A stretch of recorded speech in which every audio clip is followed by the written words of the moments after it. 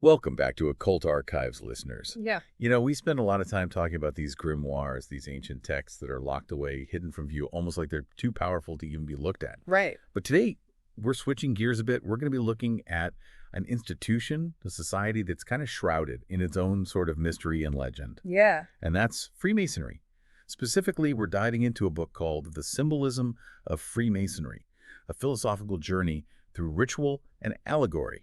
Episode 216, folks. Yeah. And our guide for this journey, it's none other than the 19th century Masonic scholar Albert G. Mackey. Yeah, this is one of those books that comes up a lot when you start researching Freemasonry. Mackey was really trying to get to the heart of what he saw as like this profound philosophical system that underpins all of those rituals and symbols you hear so much about. And he wanted to make it understandable, not just for people who were already Masons, but for anybody who's curious about what this whole thing was really all about. Right. Like, he didn't want to write some stuffy academic treatise. He wanted to make this knowledge accessible, maybe even spark some debate. Exactly. And, he was writing at a time when there was a huge interest in understanding the roots of Freemasonry, like where it came from, how it developed, what kind of ideas influenced it. So his book is almost like his own personal investigation into the history and the philosophy of the institution, and all through the lens of its symbols. And that's why we decided to do this deep dive, right? To really unpack some of the most important symbols in Freemasonry as Mackey saw them and see what kind of connections we can find to ancient cultures and philosophical ideas. Absolutely. All right, so Mackey starts off by asking some pretty fundamental questions. He's like, is Freemasonry ancient? Is it universal? Where did it even come from? And was it something completely new, or was it building on ideas and practices that already existed? Yeah. He makes a point that understanding those potential origins is key to understanding the symbols that we see in Freemasonry today. Yeah, he's basically saying that you can't just look at the symbols in a vacuum. You got to understand the historical context, the influences, the evolution of ideas that led to those symbols being adopted. And for Mackey, he traces a lot of that back to what he calls pure and spurious Freemasonry. Pure and spurious Freemasonry. Okay, now I'm intrigued. So spurious Freemasonry, according to Mackey, is represented by all those pagan mystery religions that were popping up all over the ancient world. Think about, the cults of Mithras in Persia, Isis and Osiris in Egypt, the Eleusinian mysteries in Greece, all those kinds of things. They had different deities, different rituals. But Mackey's argument is that they all shared a common structure and purpose to teach about the unity of God and the immortality of the soul, but they did it through allegory and symbols, not just straight up doctrine. So these mystery cults were basically like early versions of Freemasonry, at least in terms of their symbolic teachings. Exactly. That's Mackey's point. He even says that they serve the same purpose for what he calls spurious Freemasonry, as Masters' Lodges do today for regular Freemasonry. They were places where people could go to receive deeper, more advanced instruction, but that instruction was veiled in symbols and allegories. That's fascinating. So what about this pure Freemasonry then? Where does that fit in? Mackey ties that to the traditions of the Jewish people. And the real turning point for him, the place where these two streams, the Jewish pure Freemasonry and the pagan spurious Freemasonry come together, is in the building of Solomon's Temple. Ah, Solomon's Temple. Always a good story. Right. And according to Mackey, this wasn't just a construction project. It was like this huge cultural and spiritual exchange between the Jewish Freemasons, guided by King Solomon, and the Tyrian Freemasons, who were brought in by Hiram, king of Tyre, and led by this master craftsman, Hiram Abif. Okay, so you've got these two different groups, two different traditions, both with their own sets of knowledge and practices, and they're all working together on this massive project. Exactly. And in the process, their ideas and ceremonies start to blend together.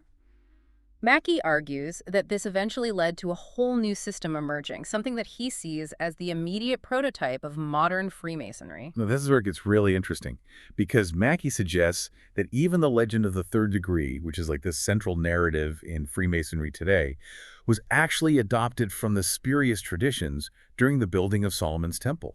It's like he's saying that the pure Freemasonry took this golden legend and incorporated it into its own rituals and teachings. And this challenges the idea that Freemasonry started solely with Solomon's Temple.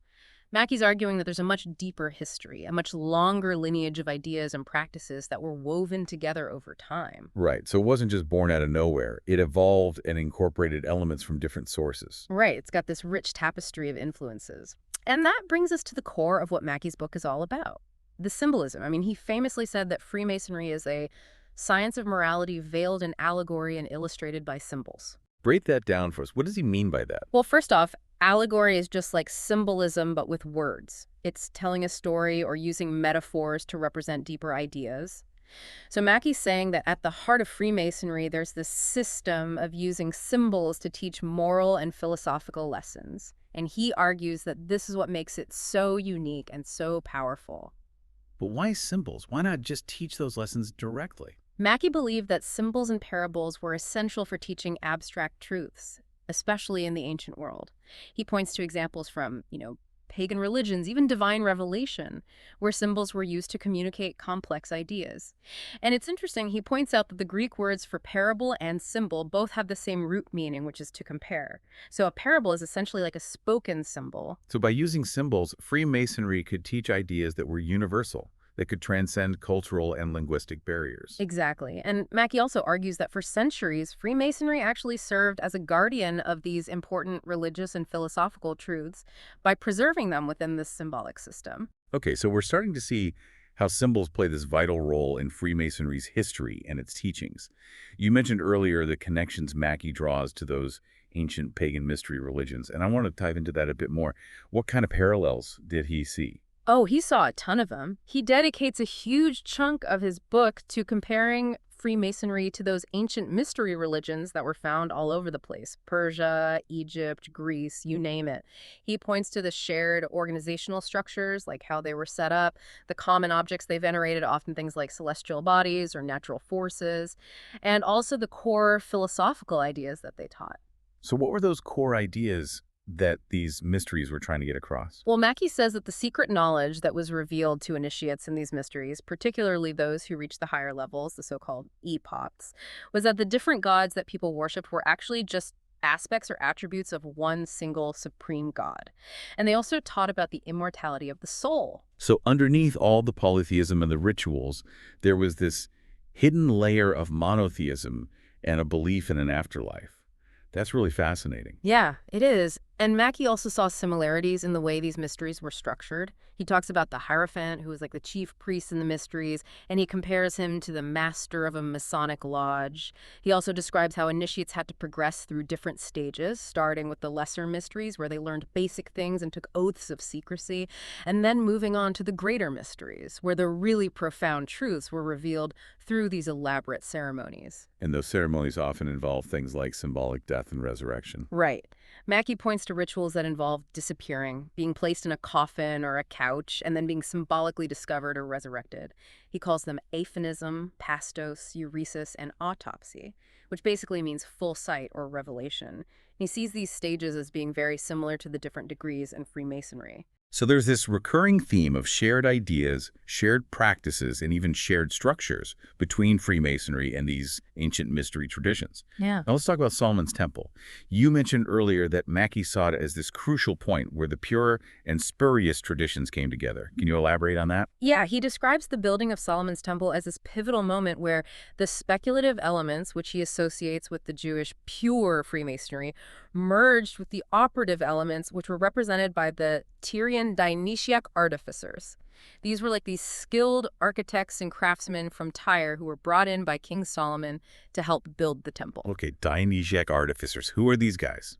Well, Mackey describes them as this kind of ancient guild or association of architects and engineers who were based in Asia Minor, modern-day Turkey. They basically had a monopoly on building all the important public structures back then, temples, stadiums, theaters, all that.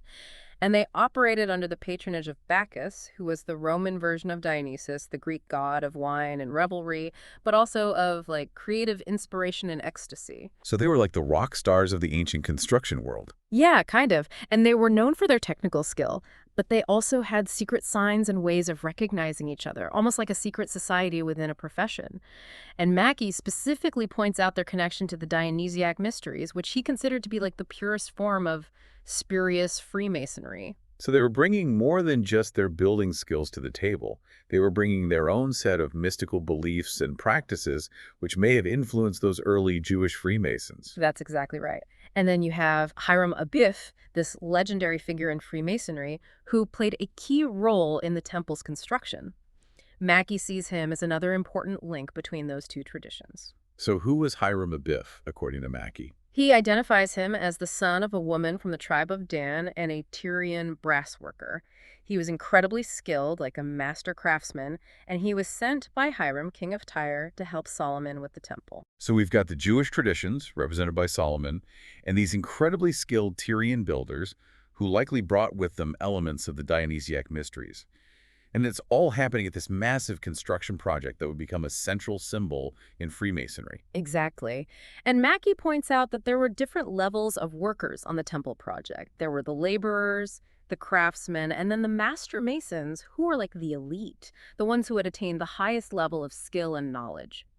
He suggests that this hierarchical structure mirrored the way knowledge was structured in the ancient mysteries, where only initiates who reached the higher levels were privy to the Demas secrets. And that brings us back to the legend of the third degree. Mackey argued that it would have been impossible to just directly introduce a pagan myth about death and resurrection, like the myth of Dionysus, to the Jewish Freemasons. So how does he explain the emergence of that central Masonic narrative? He theorizes that they needed a way to convey a similar symbolic meaning, the idea of triumph over death and the promise of something beyond, but within a framework that wouldn't violate the Jewish beliefs. So they basically substituted a figure who was more acceptable within their own tradition, Hiram Abiff. Mackey even speculates that the whole Hiramic legend might have arisen organically over time, almost like a myth that evolved out of this necessity to adapt those ancient symbolic teachings to a new context. So the Hiramic legend, which is so central to Freemasonry today, could be seen as a kind of bridge between those pagan and Jewish traditions, a way of reconciling different sets of beliefs and practices. Exactly. It's like a fusion of ideas, a synthesis that allowed those ancient symbols and teachings to be carried forward into a new era. And speaking of symbols, Mackey goes on to explore specific symbols in Freemasonry and their potential origins. One that he focuses on is the rite of circumambulation. Okay, circumambulation, that's walking around something in a circle, right? Yeah, and Mackey points out that this is a ritual with ancient roots that can be found in cultures all over the world. He notes that it's almost always done in a specific direction, from east to south to west to north, and then back to the east. It's like following the path of the sun across the sky. And he even mentions the Druidic tradition in Scotland called Dezeal, which is a sunwise walk that's considered sacred. So this circular movement wasn't just some random thing. It had a specific orientation and a deep connection to ancient ideas about the cosmos. Exactly. And moving in the opposite direction, counterclockwise, was often seen as bad luck or even evil in those ancient traditions. Wow, that's fascinating. What about light and darkness? Those are two pretty big symbols in Freemasonry. Right. Mackey explains that the idea of light representing truth and knowledge and darkness representing ignorance and falsehood is something that you find in almost every ancient culture. He points out that even the Hebrew word for light, arum, means divine revelation. And this ties into the Masonic motto, lux et tenebris, which means light out of darkness. It's the idea that knowledge and enlightenment come after a period of initiation, of moving from a state of ignorance to a state of understanding. That's a powerful concept. What about the cornerstone? That's another big one in Freemasonry. Yeah, and Mackey sees the cornerstone, which is usually perfectly square or cubical, as a symbol of moral virtue and stability. He connects it to the ceremony of laying the cornerstone in the northeast corner of the lodge, which is part of Masonic ritual. And he also talks about the ancient practice of consecrating cornerstones with corn, wine, and oil symbols of nourishment, refreshment, and joy. Those sound like pretty universal symbols of abundance and blessing. Exactly. And speaking of oil, Mackey specifically mentions the oil of consecration. Oh yeah, that's a big one in a lot of spiritual traditions. Right. Anointing with oil was a very ancient practice, and it symbolized setting something or someone apart for a sacred purpose. Mackey even mentions the story of Jacob anointing the stone at Bethel in the Bible as an example of this. So the use of oil in Freemasonry is carrying on this ancient tradition of consecrating and making something holy. Exactly. Okay, let's move on to another symbol that's central to a lot of faiths, the name of God. Okay, I'm listening. Mackey delves into the significance of the Tetragrammaton, which is the four-letter Hebrew name for God, YHWH. This name was considered so sacred by the Jewish people that they wouldn't even pronounce it. Mackey emphasizes that it was a symbol, often represented by a triangle and not something to be uttered aloud. He then makes this really interesting observation about the letter G, which is prominent in the fellow craft degree of Freemasonry. He suggests that it might be a later addition, an anglicization that kind of misses the point of the original Hebrew symbolism. He even calls it a symbol of a symbol, like it's one step removed from the original meaning. So he's suggesting that maybe some of the symbolism in Freemasonry has been kind of watered down or misinterpreted over time. Possibly. He doesn't come right out and say it, but he definitely hints at it. And then he goes on to talk about a Kabbalistic interpretation of the Tetragrammaton, which gets really interesting. Kabbalah, now we're getting into some deep esoteric stuff. What's the Kabbalistic take on the Tetragrammaton? So in Kabbalah, the letters of the Tetragrammaton, IHOH, can be read in reverse as HO-I, which correspond to the Hebrew words for he and she. This led to the interpretation that the name of God actually encompasses both the male and female principles, representing the creative forces of the universe. Mackey connects this to the ancient symbolism of the phallus and the tais, or the point within a circle, which you find in lots of ancient traditions. He sees it as further evidence of the links between Freemasonry and those older mystery religions. Wow, so the name of God, according to this interpretation, isn't just a name. It's a symbol of the fundamental duality that underlies creation itself. Right. And this kind of symbolic layering is what Mackey's all about. He's constantly digging deeper, looking for hidden meanings and connections. Okay, let's talk about the all-seeing eye. That one's pretty recognizable. Yeah, you see that one everywhere, even outside of Masonic contexts. Right, it's become kind of ubiquitous. But Mackey describes it as a symbol of God's omnipresence and watchfulness over creation. He points to its use in ancient Egyptian art and its later adoption by Christians. It's always about divine awareness, knowing all, and seeing all. What about the acacia? That plant shows up a lot in Masonic rituals. Mackey sees the acacia as primarily a symbol of the immortality of the soul, and that's because it's an evergreen plant, so it stays green all year round. It represents the enduring quality of life, even in the face of death. He talks about how it's native to Palestine and mentions its Hebrew name, Shittah. He also points out that the Greek word acacia also means innocence, which adds another layer of meaning to the symbol. So it's got all this built-in symbolism about life, death, and rebirth, and about purity and innocence. Right. And then you have the lambskin apron and the gloves, which are part of the Masonic initiation ceremony. Just a vestiture, right. Exactly. Mackey points out that the act of clothing someone in specific garments is an ancient ritual that you find in lots of cultures, and it always has symbolic meaning. He mentions the Levitical priests in the Hebrew tradition who wore linen aprons as part of their sacred duties. So the lambskin apron in Freemasonry is carrying on that tradition. It represents purity, the idea that a Mason should strive to be morally unblemished. And the gloves, he says, teach that a Mason's actions should be as pure as the gloves themselves. So it's like saying your thoughts and actions should be clean, free from stain. It's a pretty high standard. Yeah, it is. It's about striving for moral perfection, at least symbolically. Okay, let's finish up by talking about the allegory of the winding stairs in the Fellowcraft degree. Okay, the winding stairs. What's that all about? Mackey interprets the winding stairs as an allegory of intellectual and spiritual ascent. It's about the journey from ignorance to knowledge, from darkness to light. The steps themselves represent stages of learning and growth. And the middle chamber at the top of the stairs, where a fellow craft symbolically receives his wages, is seen as representing this earthly life, where we're still striving for knowledge and understanding, but we haven't reached the ultimate goal yet. It's interesting that he points out that it's an allegory, not a literal description of the temple. Right. He's emphasizing that the meaning is in the symbolism, not in the historical accuracy of the story. Now, Mackey briefly touches on the Hiramic legend, again, in relation to all this symbolism, right? Yeah, he kind of circles back to it and reiterates its importance as a myth that teaches about the immortality of the soul. And he's careful to say that while there are lots of different interpretations of the legend, people shouldn't get too hung up on trying to make it fit into specific historical events or timelines.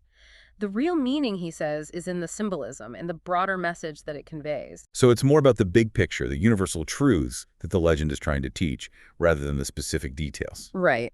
And finally, he talks about the concept of Masonic labor. Okay, so we're not just talking about brick and mortar here, right? Not at all. Mackey emphasizes that Freemasonry has shifted from being primarily about operative labor, like literally building structures, to being about speculative labor. This means working on yourself, building your character, becoming a better person. He quotes a French Masonic saying, "Freemasons erect temples for virtue and dungeons for vice." So the real work of a Mason, according to Mackey, is internal. It's about building a spiritual temple within yourself. So as we wrap up this deep dive into Albert Mackey's Symbolism of Freemasonry, what are some of the key takeaways? What should listeners be thinking about? Well, first off, I think it's clear that the influence of those ancient mystery traditions on Freemasonry is undeniable. Mackey lays out all this evidence, all these connections that point to a shared history of ideas and practices. And the Temple of Solomon emerges as this really important symbolic crossroads, a place where those different traditions seem to have converged and blended together. And throughout it all, there's this focus on the unity of God, the immortality of the soul, and the idea that knowledge and truth are attained through a process of initiation and symbolic understanding. Right. And I think it's interesting how Mackey constantly highlights the way that Freemasonry takes these universal human experiences, these natural phenomena, and turns them into moral and philosophical lessons. He's showing how those symbols connect to something deeper within us, something that resonates across cultures and across time. It's like he's saying that these symbols aren't just arbitrary. They're tapping into something fundamental about the human experience. And for people who maybe haven't given much thought to Freemasonry or its symbolism, Mackey's book offers a whole new way of looking at it, a way of understanding its deeper meaning and its connection to these ancient traditions. Exactly. It's an invitation to think about the enduring human search for meaning, for connection to something bigger than ourselves, and for truth that goes beyond the material world. So for those of you listening, maybe this deep dive has piqued your curiosity about those ancient mystery religions that we talked about. Or maybe you're interested in exploring Mackey's book for yourself and uncovering even more layers of meaning within this rich, symbolic system. We always encourage you to keep digging, keep questioning, and keep exploring the hidden depths of history and belief. Until next time, folks. See you next time.